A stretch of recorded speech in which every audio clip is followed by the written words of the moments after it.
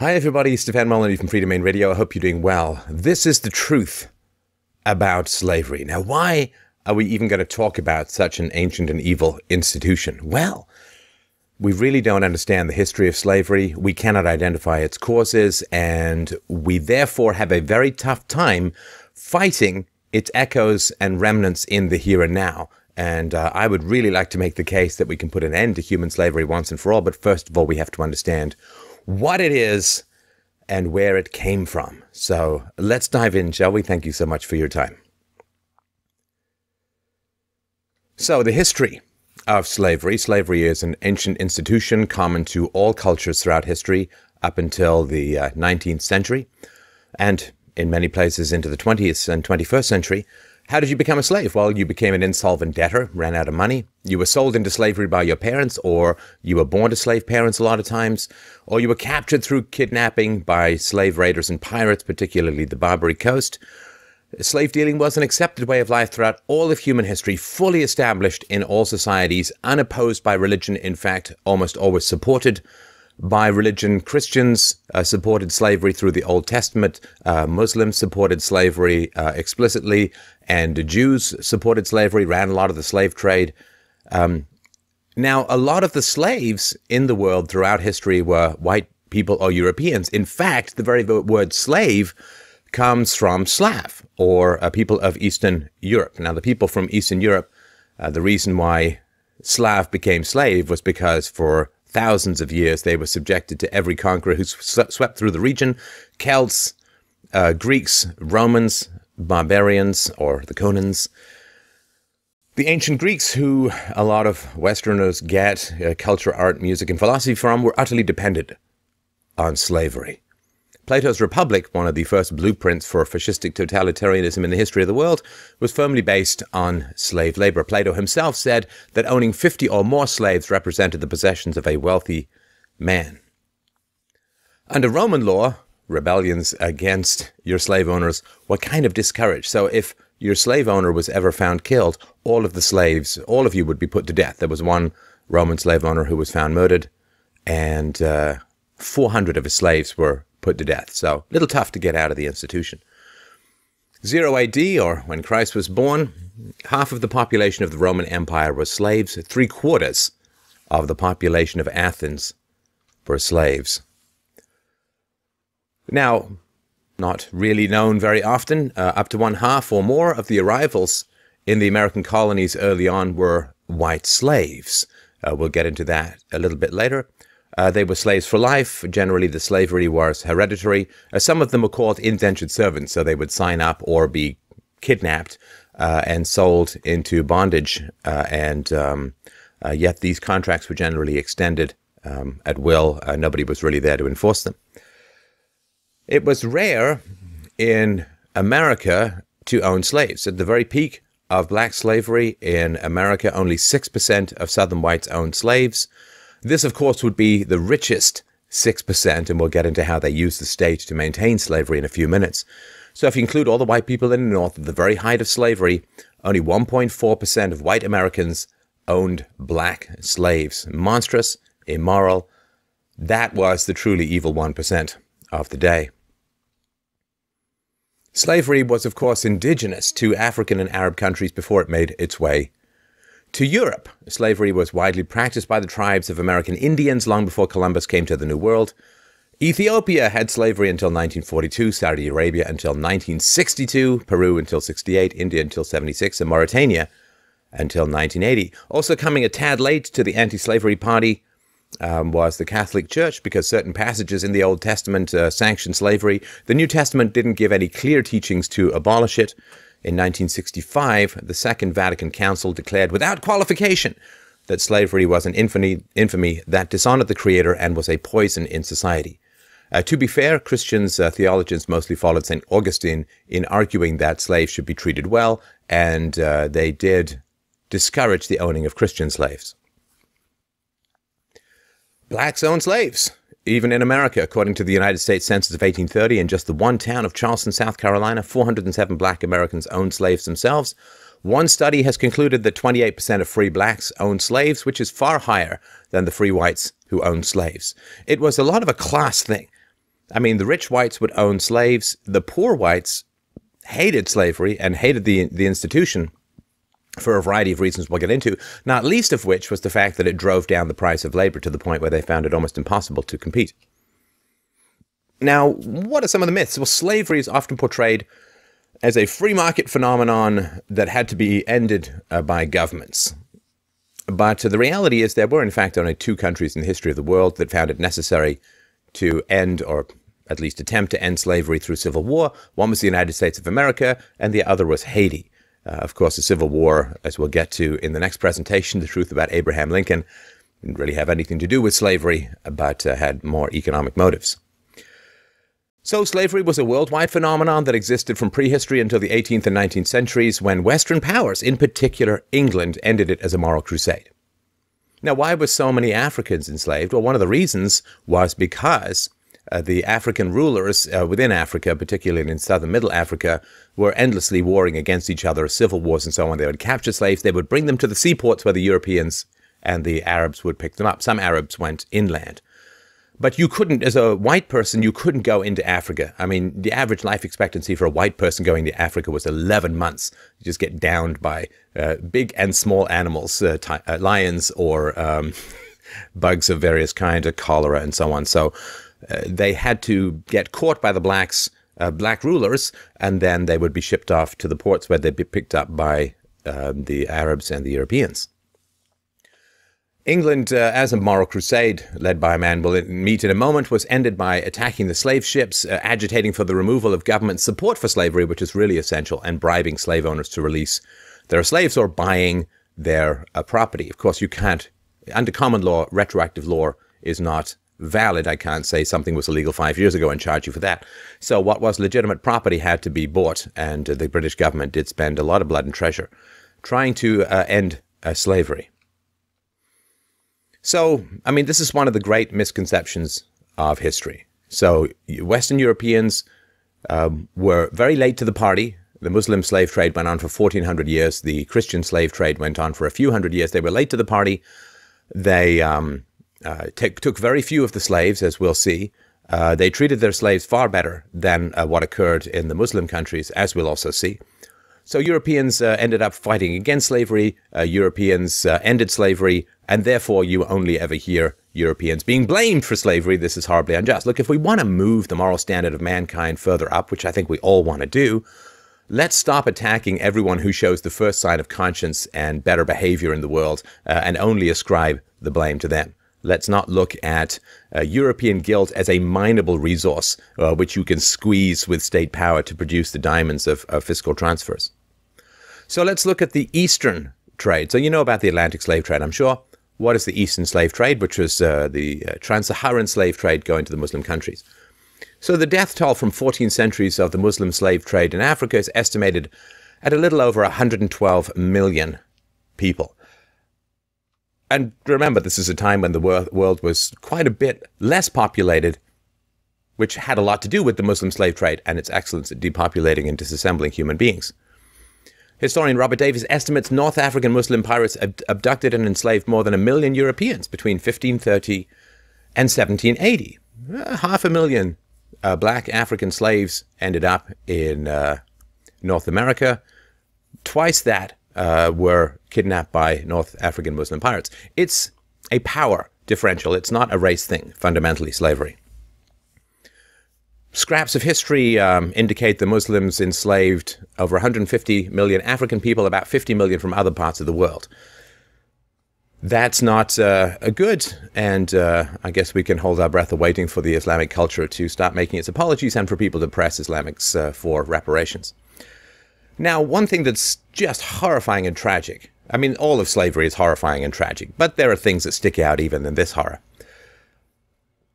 Why does the Arab world not have a large black population? I mean, they took a lot of black slaves, marched them across the Sahara, and sold them in the slave auctions in the Middle Eastern world. Why? America's got a big black population. South America has a big black population as a result of slavery. Why aren't there any really in the Middle East? Well, historian Bernard Lewis provides an answer. Quote, "One reason is obviously the high population of eunuchs among black males entering the Islamic lands. Another is the high death rate and low birth rate among black slaves in North Africa and the Middle East. In about 1810, Louis Frank observed in Tunisia that most black children died in infancy and that very few reached the age of manhood. A British observer in Egypt some 30 years later found conditions even worse. He said, "I have it estimated that 5 or 6 years are sufficient to carry off or kill a generation of slaves, at the end of which time the whole has to be replenished." You didn't really want to be a slave going east. If you had to choose, you'd want to be going west. North African Muslim pirates raided European coastal towns and villages from all the way down in Sicily, all the way up to Cornwall, as well as European ships for about 300 years, enslaved over 1 million Europeans, including many American seamen. Some say it's 1.5 million. Christopher Hitchens points out how many know that perhaps 1.5 million Europeans and Americans were enslaved in Islamic North Africa between 1530 and 1780. What are the people of the town of Baltimore in Ireland, all carried off by Corsair raiders in a single night? It doesn't fit the narrative, right? The narrative says that it's a race issue. It's a state and power issue, which I'm going to make the case for. These ghastly slave raiding practices of the Muslim pirates had a huge effect on particularly the coastal regions of Europe. France and England and Spain lost thousands of ships, devastated their seaborne trade, retarded the growth of the economy. Long stretches of the coast in Spain and Italy were almost completely abandoned until the 19th century. The fishing industry was virtually devastated, which of course led to starvation throughout certain parts of Western Europe. Well, Christians did come, tragically, to the party. Islam dominated the slave trade from the 7th to the 15th century, but between 1519 and 1815, Europe also joined in the trade in human flesh. Interestingly enough, it was the European nations who had suffered most at the hands of the Muslim slave raiders and under centuries of Muslim military occupation, such as Spain and Portugal, who dominated the European slave trade. It was the enemies of the Reformation who brought Europe into the slave trade. The Reformation was a 16th century movement led by Martin Luther, who tried to get the Bible translated into the vernacular, into the common tongue of the people, and gave them copies of the Bible, allowed them to come to their own conclusions, shattered the unity of Christendom under the Catholic popes and the Catholic Church into Calvinists, Zwinglians, Anabaptists, Lutherans, and so on, thus provoking a century or two of vicious religious civil war, resulting in the separation of church and state for the mere survival of European civilization. So Martin Luther defied Charles V by saying, "My conscience is captive to the word of God. Here I stand. I can do no other." So the Holy Roman Empire, which was in reality neither holy nor Roman nor an empire, authorized Europe's involvement in the slave trade in 1519. Britain's involvement in slavery was at first authorized in 1631 by the delightful King Charles I, who was executed by Parliament. His son Charles II reintroduced it by royal charter in 1672. Popes were very keen on slavery. One pope even rode around in a giant boat rowed by slaves. So it was not a great bulwark against religion. The destinations are surprising because generally you hear about black slavery in America. According to The Slave Trade by Hugh Thomas, 4 million slaves went to Portuguese-controlled Brazil. It's over 35% of the Atlantic slave trade. 2.5 million to the Spanish nations of South and Central America, which is 22%. Just under 18% to the British West Indies, mostly Jamaica. 14% of them went to French West Indies, and 500,000, 4.4% to the Dutch West Indies, and 500,000 slaves, black slaves generally, went to North America, 4.4% of the entire slave trade. I don't see a lot of people trying to give Brazil a hard time, although Brazil ended slavery in the 1880s, much later. So here's a chart. You can just look at this to see where the enslaved Africans were sent from 1500 to 1870. It's a very small amount went to British North America.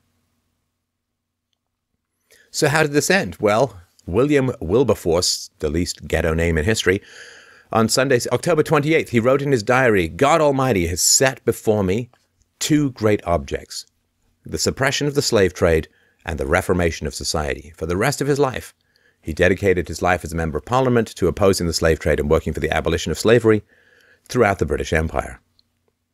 On February the 22nd, 1807, 20 years after he first began his crusade and in the middle of Britain's war with France, Wilberforce and his team's labors were rewarded with victory by an overwhelming 283 votes, 4 to 16 against. The motion to abolish the slave trade was carried in the House of Commons. In 1809, The British government mobilized its navy to search suspected slave ships, even foreign vessels on the high seas. At the height of the British Empire, covered a third of the globe. The British Navy was the undisputed king of the waters. One of the tragic effects was that when a slave ship would see a British corsair coming up to it, they would generally kill the slaves and dump the bodies overboard so they wouldn't be found to be slavers. In 1810, the British Parliament declared slave trading a felony punishable by 14 years hard labor. In 1814, the British representative at the Congress of Vienna insisted on the abolition of the slave trade being included in the international treaty. The treaty was signed by all the European powers on June 9th, 1815. In 1825, Britain passed a law making slave trading punishable by death.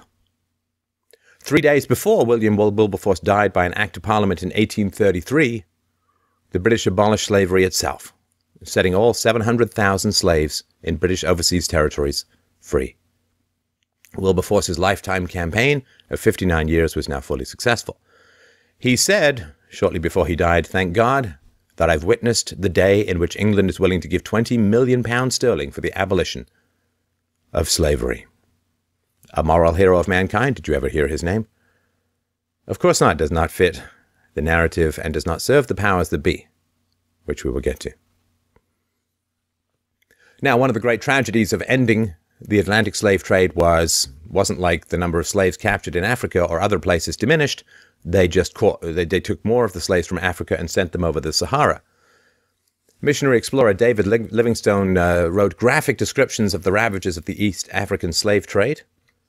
He wrote this: 2 of the women had been shot the day before for attempting to untie their thongs. That would be these arm thongs, not the butt floss bikini thongs. One woman had her infant's brains knocked out because she could not carry her load and it. And a man was dispatched, i.e. killed, with an axe because he had broken down with fatigue. Those taken out of the country are but a very small section of the sufferers. We never realized the atrocious nature of the traffic until we saw it at the fountainhead. There, truly, Satan has his seat.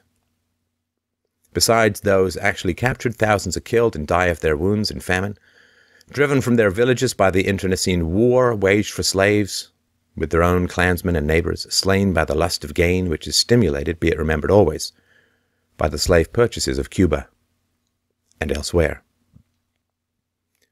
The trans-Sahara slave trade was truly appalling. So boys from about 8 to 12, if they were captured, would be castrated. This would be penis and testicles, because Arabs had superstitions about the sexual prowess of blacks, and also castrated boys were more docile, so they would castrate the boys. The survival rate was very low. As we'll get to, Arab landlords, they went to the homes of wealthy Arab landlords, and they force-marched young women across endless miles of scorching sand in the Sahara Desert to become sex concubines. Most of the women died in transit. So castration, murderous castration, obviously without anesthetic or any other kind of medical procedures or protection against infection, and the forced marching of women across the desert for the rape rooms of the eastern lands was unbelievably brutal, and far worse statistically than what happened in the Atlantic slave trade.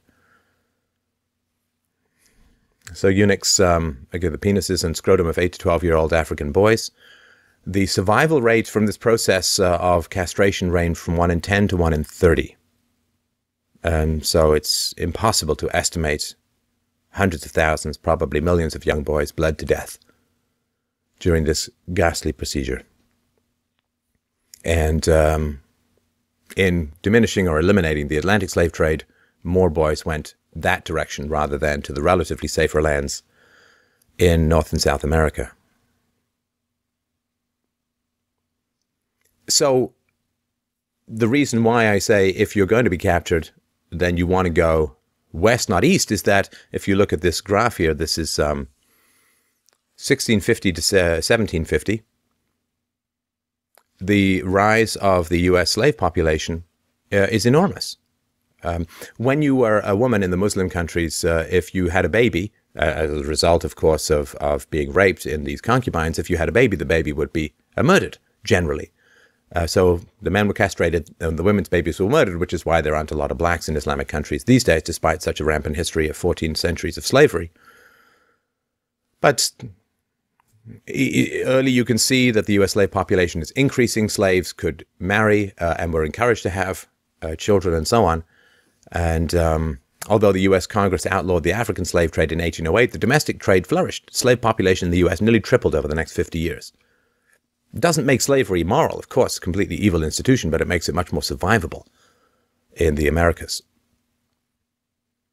Now, the confusion of slavery with the free market is truly tragic, because then we think that it was free trade that produced slavery and it required 600,000 odd dead Americans in the Civil War to end it. This, of course, is not the case. Generally, all governments had to do was stop catching the slaves and returning them to their masters. I mean, you think about it. You got a plantation, you got a bunch of slaves, they just walk off. How are you going to catch them? Where are you going to find them? You can't possibly do that. The government has to go and catch them for you, the taxes and labor of which are paid generally by others. So there are two state statutes that reduced the private cost of slavery. They were largely ignored, and this made slavery look a lot more efficient. We'll get into them. So it's slave patrols and bans on the freeing of slaves from manumission, which we will get to in a little bit more detail. It's worth understanding just so we can really get how little slavery was economically efficient. And of course, those who had bought slaves tended to resist the introduction of labor-saving devices, and this prevented industrialization. This prevented farm machinery from coming into being. And of course, the more productive slaves were, to the degree that they were productive, simply meant that you had to pay more to buy them, and therefore eliminating a lot of the gains. So also, states prevented immigration of free blacks, and if you were freed through some miracle, you had to leave the state. You restricted movements and rights and so on, which meant that basically most of the blacks in a given state would be slaves, which made them a lot easier to identify and to capture. So forced slave patrol. So the patrol statutes in the South required all white males to participate in slave patrol duty. So the counties established these regular patrols. The counties placed responsibility for organizing these patrols on local judges and constables, and they appointed these patrol leaders that rotated in and out, responsible for organizing and reporting on the activities of their patrols. Now, if you didn't participate in these patrols or carry out organizing responsibilities, you got a series of escalating fines, which would end up with you going to debtor's prison and possibly being sold off as a slave. So to prevent slaves from escaping, these drafted poor whites were responsible for patrolling the rolls at night, monitoring the movement of blacks, checking their passes, inspecting slave residences. Pretty scary for the blacks. A lot of these guys weren't big fans of this whole thing and took it out on the blacks, which was wretched and tragic. And you didn't even get paid. All you could get paid was maybe you get a little reward if you catch a runaway slave. So this is a way in which, remember, it's the rich who use the power of the state to screw the middle class and the poor. I mean, we see this right now going on with the bank bailouts. I mean, how much money did you get and how much money did you have to pay? If you're not in the 1%, the top of the financial food chain, you don't get crap. Well, you get crap and debt. And, can we really be said to have ended forced indenture when children are born hundreds of thousands of dollars in debt because of the spending of the state to buy votes? I would argue no. So it was tragic. The costs of capturing, of patrolling for and capturing the slaves were borne by the people who were forced to do it, not the people who owned the slaves. So this is really important. If the trend of freeing slaves had been allowed to continue, slavery would have ended before the Civil War peacefully. It's a strong claim to make. Let me give you the numbers behind it. So you couldn't free your slaves. Well, originally you could, but too many slaves were being freed, which made it harder to catch the ones who ran away. So you couldn't buy your freedom anymore. You couldn't be granted freedom, and you couldn't be given your freedom even in a last will and testament. And therefore, there was not much freeing or manumission of slaves, not because people didn't want to do it, but because it became illegal. So if the government had not banned the freeing of slaves, more slaves would have been freed. There would have been more competition for labor. Labor would have begun to displace slavery in terms of efficiency and so on. And more slaves would then have been freed. So as states enacted statutes against manumission and immigration and required slave patrols, the growth of the free black population decreased, and it fell below the rate of growth in the slave population and was reduced to a trickle in the decade prior to the Civil War. However, if the free black population in the South Atlantic states had grown at the same rate between 1800 and 1860 as it did between 1790 and 1800, every slave in the South Atlantic states would have been freed twice. By 1860, the equivalent of virtually every slave in the country. So they were being freed. The government stepped in and stopped it to serve the interests of the wealthy plantation owners, the couple of percent of people who had the ear of the government, as they do now, and use it to shaft everyone else. But even if you did the slower rate of growth between 1790 and 1810, which was 88% growth in freeing of slaves, every slave in the region would have been freed only 1.5 times, which I guess is still pretty good. Let's talk a little bit about white slavery. The Irish slave trade. Oh, my lovely ancestors from Ireland who came across with William the Conqueror in 1066, I'm sure were very, very effective at slaughtering and covering themselves with blue and red of disassembled local Britons. Very good ancient murderers, my relatives, which are my ancestors, which meant that they got lots of land as a result for being very good at killing people, which is really the foundation of the aristocracy. All money with royalty on it is blood money.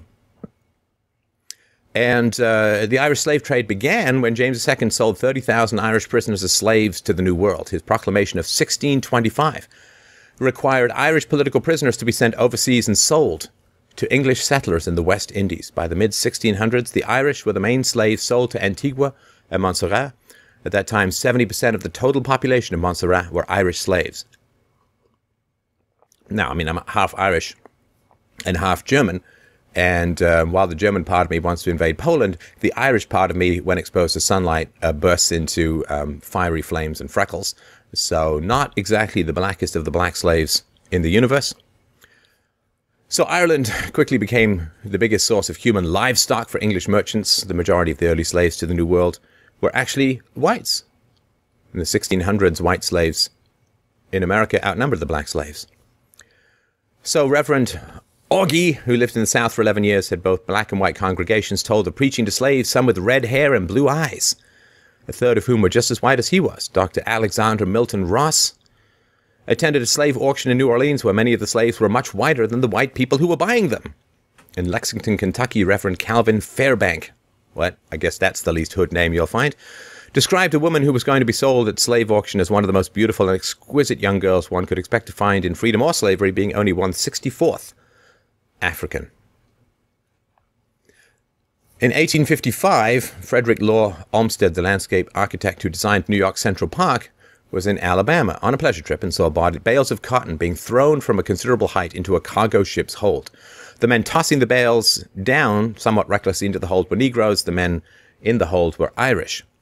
He said, "What's going on? Why is it this way?" "Oh," said the worker, "the niggers are worth too much to be risked here. If the paddies are knocked overboard or get their backs broke, nobody loses anything." The economics of Irish slavery were pretty tragic. From 1641 to 1652, over 500,000 Irish were killed by the English, and another 300,000 were sold as slaves. You see, 500,000 blacks get to North America, 300,000 whites sold as slaves in a 10-year period. Ireland's population fell from about 1,500 to 600,000 in one single decade. This would be about the equivalent of America losing 100 million people. Families were ripped apart. The British did not even allow Irish dads to take their wives and children. Across the Atlantic, this led to a helpless population of homeless women and children. What would the English do with those helpless women and children? Oh, let's auction them off as well, as additional slaves. Oh, the British. During the 1650s, over 100,000 Irish children between the ages of 10 and 14 were taken from their parents and sold as slaves in the West Indies. Virginia and New England in this decade, 52,000 Irish, mostly women and children, were sold to the Barbados and Virginia, long before the SPF 9 million that you need if you're an Irish person out in the sun. Another 30,000 Irish men and women were also transported and sold to the highest bidder. In 1656, Cromwell ordered that 2,000 Irish children be taken to Jamaica and sold as slaves to English settlers. The British would routinely scoop up orphans and send them across as slaves.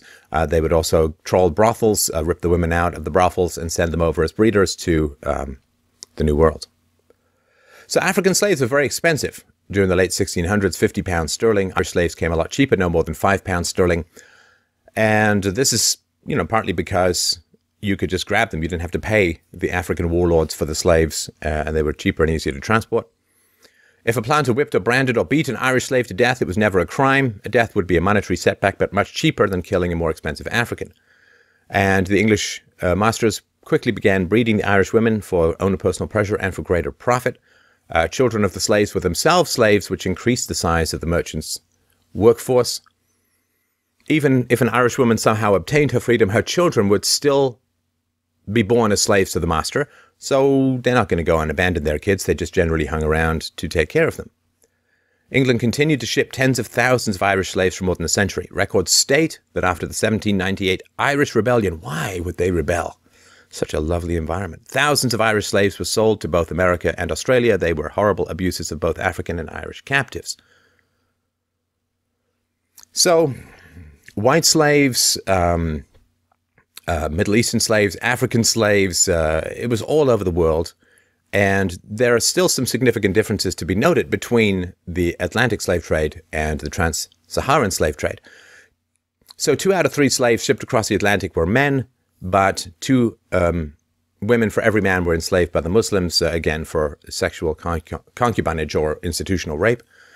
The mortality rate for slaves being transported across the Atlantic was as high as 10%, but the percentage of slaves dying in transit on the Trans-Saharan and East African slave trade was between 80 and 90%, which is why I say if you're going to get caught, you want to go east, not west. So almost all the slaves shipped across the Atlantic were for agricultural work. The ones that went east were for sexual exploitation in harems and for military service. So many children were born to slaves in the Americas. So your marriage wasn't legally recognized, but you could get married and have kids. Millions of their descendants are citizens in Brazil and the USA. But there are very few descendants of the slaves that ended up in the Middle East. One of the great genocidal, murderous, barbaric, vicious tragedies of human history, generally unacknowledged. So, again, as we mentioned, you get married in the Americas, North and South America. In the Middle East, you were generally castrated as a male, and your babies were murdered if you were female. So the Atlantic slave trade was not the result of market forces. It was not a free market. It was developed under the power of the state. We've already talked about how the state used the power of law to socialize or to offset the cost of capturing and returning slaves, and did not allow slave owners to free their slaves. So, of course, slavery existed in the tribal African societies, which was the source of slaves. Europeans could not go into Africa and catch slaves. They would just catch disease and die. This was not a market force that was going on. It was not free trade and private ownership that was going on in the tribal African societies. The slave trade as a whole was not founded by private firms. It was established by the colonial powers, which instituted monopolies to exploit the indigenous population. So the Dutch West India Company was chartered in 1621. The Royal Company of Adventurers for the Importation of Negroes was formed in 1662. These were not private corporations or companies of any kind. They were governmental military structures which gave a monopoly on the slave trade, subsidized it, and in return for great profits. Think of it as the military-industrial complex of its time. So they were very efficient in generating slaves, revenues, and domestic influence. So there is a statement that said, Negroes, therefore, were stolen in Africa to work land stolen from the Indians, but this was always and forever a government involvement. When governments gave up the practice of catching and returning slaves, slavery collapsed. So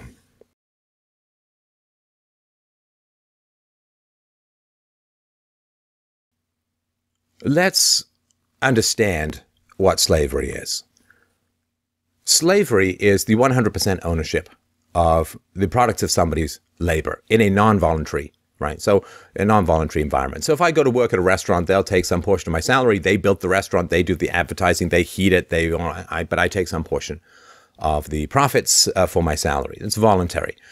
When you force someone to hand over 100% of their earnings, that is pure slavery. What percentage of your earnings are forced over at the hands of the state? See, we really haven't fundamentally outgrown it as an institution. We've become free-range serfs or slaves. We can choose our own occupations, but we must still remit property taxes and income taxes and all other forms of taxation to the state in order to secure our freedom. We really haven't understood what slavery was and where it came from. We've been told to turn it into two things that are fundamentally incorrect. One is it's become a race issue for obvious financial gain reasons and reasons of the profitability of victimization in the face of a relatively empathetic culture. So it's become a race issue when it fundamentally wasn't. It was a power issue. When the British could get away with enslaving the whites, they got away with enslaving the whites. When they could get away with enslaving the Africans, they enslaved the Africans. When the Muslims could get away with enslaving everyone, they enslaved everyone. When the Jews could profit from their participation in the slave trade, they did and could. So it is not a race issue at all, fundamentally.